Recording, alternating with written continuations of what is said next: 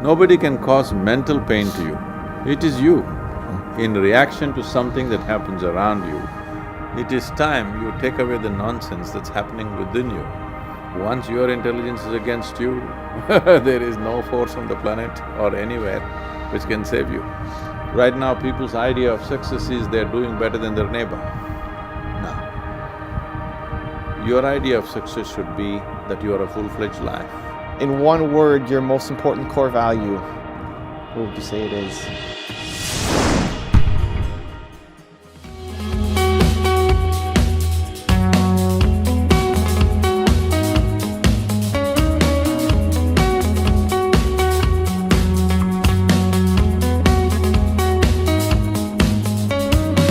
What's up, Believe Nation?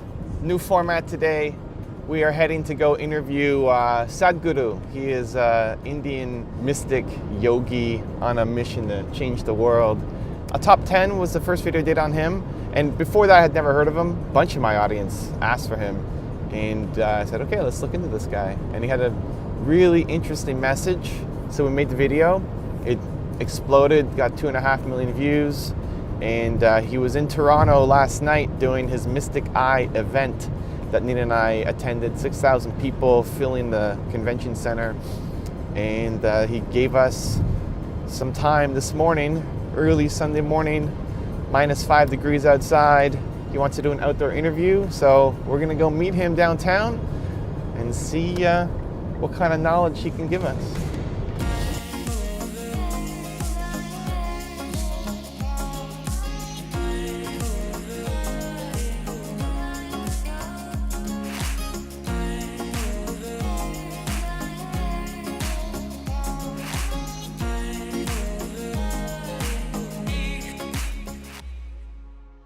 Welcome everybody, special YouTube interview. I'm very honored and blessed to be here with the legendary Sadhguru. Thank you so much for spending time here. He has an event happening in Toronto. It was an amazing event last night. 6,000 people showed up, and he's got to run to another city, more adventures, but made a few minutes for us this morning. I had a whole bunch of questions ready for you, kind of going in, but after experiencing your event, I thought I'd maybe quickly lead off with something a little more personal for me. Because it was, you know, mind-shifting kind of being at that event last night. You did this activity where, to get us awake and energized, you had us close our eyes and you counted to 3, and then we had to yell, lose our inhibitions and let it all out. And that idea of kind of losing control and losing inhibitions, for me personally, has actually been a challenge. And I was hoping to get your perspective. I have never done drugs because I don't want to lose control. I fight roller coasters because I don't like losing control of the body. Am I supposed to believe all this? I'm excited for your perspective. I don't know why it came up, because last night I did my best, but it's always been a challenge or a struggle for me, and I'm just curious to get your perspective. Nature has imposed substantial amount of restrictions on life. You can't just zoom off into the space. There is enough restrictions. You don't have to invent your own restrictions on top of it. So if you invent your own restrictions, slowly over a period of time, you become a constipated life. That means life won't happen easy. It happens in small happenings. So being in a state of abandon, not out of control, being in a state of abandon means all the stops that you have put on yourself, you pulled it off. Nature's stops are still there for your safety and your well-being. But why are you imposing stops? There's enough. Gravity is holding you down, that's bad enough. Now you want to hold yourself down? Why? Because fear. What is the fear about? The fear is always about, if I do this, I may suffer. So that is the fundamental of my work, to bring you to a place where there's no fear of suffering, because there are only 2 kinds of sufferings that you go through, physical suffering and mental suffering. When we say physical suffering, there is pain in the body. Unfortunately, the truth is, If there was no pain in the body, most human beings would have destroyed themselves, mutilated themselves. See, already you have done, see, wherever there is no pain, you chopped it off, right? There's no pain in your nose, I'm sure. In the name of fashion, you would have cut it into ribbons. Right. If there was no pain in the body at all, maybe you would have pulled out your intestines and walked on the street, it would look jazzy. Looks grotesque. But believe me, if there was no pain, people would have just destroyed themselves, cut them into bits. Right now there is pain, that is what is keeping them in one piece. So, physical pain is there, but the fear of suffering is not just about pain, the fear of suffering is self-inflicted. Nobody can cause mental pain to you, it is you, in reaction to something that happens around you, that you cause pain to yourself. If you have half your brain removed, then you would see, you would be quite peaceful. Right now people are going through stress, anxiety, depression, misery, all kinds of things. You can give it any number of exotic names that you want, but essentially their intelligence is turned against them, that's all it is. Once your intelligence is against you, there is no force on the planet or anywhere which can save you. So the fundamental thing is to bring this, that all the faculties that we have should work for our well-being. Right now, our own body, our own mind, our own emotions are working against us. This one thing has to be fixed. This is the mission. And I love it. And bring it to entrepreneurs. That's a good core of my audience, people who want to start their own business. The spiritual side of bringing that into a company, what advice would you have for somebody who's starting their own company and how to do it in a well-being way? See, the nature of activity doesn't really matter. Whether you're doing business or sport or music or art, it doesn't matter what you're doing. The important thing is, you must be a full-fledged life. So if you are not a full-fledged life, in the sense, if your body, if your mind, if your emotions, your intelligence do not cooperate with you, what kind of enterprise are you going to do? Just survival business. If you just make a few bucks to survive, that's it. That's not what enterprise means. Enterprise means constantly to step into new terrain, that's what it means. If you want to step into new terrain, tell me, is fear a very supportive emotion that you can carry with you? Right. No, you will always look for the familiar. When there is fear, you always look for the familiar. When you look for the familiar, there is no enterprise. Maybe there is some retail business. The idea that you talked about last night was if you get too entangled or entrapped or something versus being involved in something and having a little bit of space to breathe and the freedom in that. Could you maybe expand on that? People are always thinking that something else or somebody else is restricting their freedom. But once freedom is lost simply because they are tangled up with their own body and their own mind. These are two dimensions of you, two faculties. Unless your body and your mind is fully in your hands, if they're continuously working for you, never against you, only then you can live a successful life. People have approached inner well-being either with belief systems or philosophies or ideologies or some wacky ideas of their own. It's time to approach your inner well-being in a scientific manner. As there is science and technology to create external well-being, there is a whole science and technology to create inner well-being. That is what we calling as inner engineering, technologies for well-being. It is time that you approach your inner well-being also in a scientific, systematic way and employ technologies to create this well-being. Everything else you're using technology, you understand that technology can facilitate everything on the outside. Why don't you understand that the best piece of technology on this planet is this human mechanism? Unless you approach it properly, it will not yield. Living here as half a human being is not good enough. Right now, people's idea of success is they're doing better than their neighbor. No. Your idea of success should be that you are a full-fledged life, because this is not my idea, this is not my philosophy. This is the longing of every life, every worm, insect, bird, tree, animal and also a human being are always striving to become a full-fledged life. But we know what is a full-fledged worm, we know what is a full-fledged insect, we know what is a full-fledged apple tree, but we don't know what's a full-fledged human being. That's where the problem is. What do you recommend as habits for people to incorporate on a daily basis to feel that way? See, everybody is looking for tidbits of life. Give me 3 points with which I will make my life, one mantra with which everything will be solved. That's not how life is, it's a comprehensive process. The simple way to look at it is like this.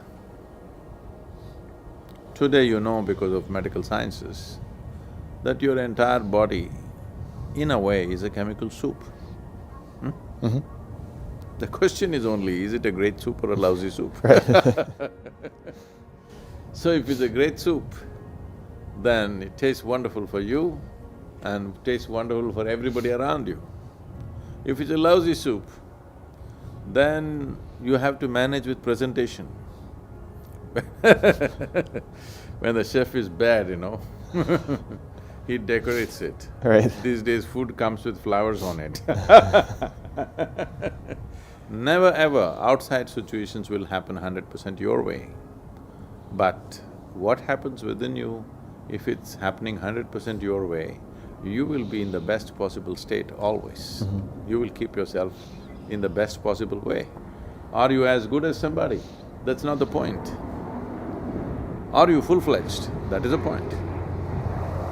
You're not expecting the dog to fly, though he's wearing a Superman suit. Show him on the camera. Though he's wearing a Superman suit, you're not expecting him to fly, but you want him to be a full-fledged dog. Right. You want the bird to be a full-fledged bird. You want a human being to be a full-fledged human being. So, being in a state of abandon does not mean you abandon your life, you abandon all your stops, brakes. You driving all the time with brakes on is a silly way to drive, because fear is ruling you, not your sense. Especially if you're an entrepreneur, if you call yourself an entrepreneur, you're willingly stepping into unknown territory. That's what it means. With brakes on, you can't drive like that. And what's the fear of? Suffering, in some way. Fear of failure, fear of this, you can call it many names. Essentially, you fear that you will suffer if things don't happen the way you think they should happen, isn't it? Outside things, if you lived long enough like me, you know outside things will never happen the way you want it. They'll happen to some extent, but what's within you must happen the way you want it. You told a story of a man who had wings but never used them to fly and just reproduced and had a life, and isn't it a tragedy that he never used his wings to fly? Do you feel like most of us are walking through life with wings and we never use them to fly? Unfortunately, yes, a whole lot of people, too many people.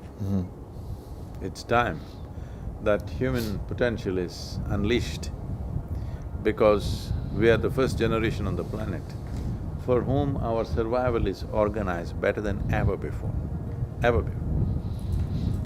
So this is the time to unlock our potential, to lose those all kinds of inhibitions and fears that we had. There was a time, if as much as cloud gathered and lightning and thunder happened, we thought God was angry with us. Right. Okay? All those things are gone. It is time you take away the nonsense that's happening within you, and the entire process, the science of inner engineering is just this: how to work at it in a scientific manner. not with philosophy. I can tell you 1,000 times, give up your fear, it's not going to go. But if your chemical soup is blissful, there's not even an idea of fear in your mind. It reminds me of your concept of the movies. You play the movies in your mind, you can choose a drama, you can choose a horror story, or you can choose a positive movie and not get stuck in the same movie forever. You can turn it off and start a new one. Yeah, but for that you should know where the switches are. Right. You are like a supercomputer, but you haven't found the keyboard yet. Time to find the keyboard. That's my work, to give people the keyboard to their supercomputer. I love it. For people who maybe this is their first exposure to hearing your message, they want to learn more, what's the next best step? There is a simple online possibility, 7-day program, which they can do. And after that, there is a day-and-a-half event, which always happens personally with me, where they get, introduced into a very powerful practice, which changes the basic chemistry of who you are. In 4 to 6 weeks, you can find a significant difference in the very way you function. And today, millions of people across the planet have taken this. Somebody was estimating, some media people in India were estimating, till now we've touched somewhere near 500 million people. And it's crazy. That is largely by people taking it upon themselves. If you even look on the net, you will see most of the videos and material is transmitted by people, not by the foundation. People are doing it because they found it so super beneficial in their life, it's transformed their life. They want it to happen to their friends and their family, and that's how the entire process has grown. Great. Well, I know you have a plane to catch. I really appreciate your time this morning. Thank you. Final question, in one word, your most important core value, what would you say it is? Clarity. Clarity. I like it. If you don't see things the way they are, whatever you do is going to be a mess. I like it. Thank you for the time today. Appreciate it. Thank you. My hope is that for entrepreneurs watching, just to add a different side, just to learn a little bit more about the spiritual side, and just give people a different flavor. So all the follow-up questions were mostly for the audience, for you guys, right? To be able to learn a little bit about what I learned last night and hopefully hear it in his own words and not mine. The first question I asked was about me being not having abandoned or not being able to, like fighting roller coasters and not doing drugs and letting loose. So I don't know, what am I afraid of? What's the suffering I'm afraid of? I don't know, I haven't figured it out. I got some thinking to do, got to meditate on that. Anyway, I appreciate the time and the answers, and hopefully you guys learn something from it too, and opens a new perspective. Maybe there's something that you take away and want to pull on that thread a little bit more. I think that's the key part. If you get just a hint of an idea that this might be worth exploring, that's all you need. You just need the seed that could lead to a life-changing moment. It doesn't all have to make sense, but a little piece, little tiny nugget that you want to digest, then just think about it. If it kind of made sense to you, you want to explore it, think about it, spend some time on it, and who knows, maybe your life changes.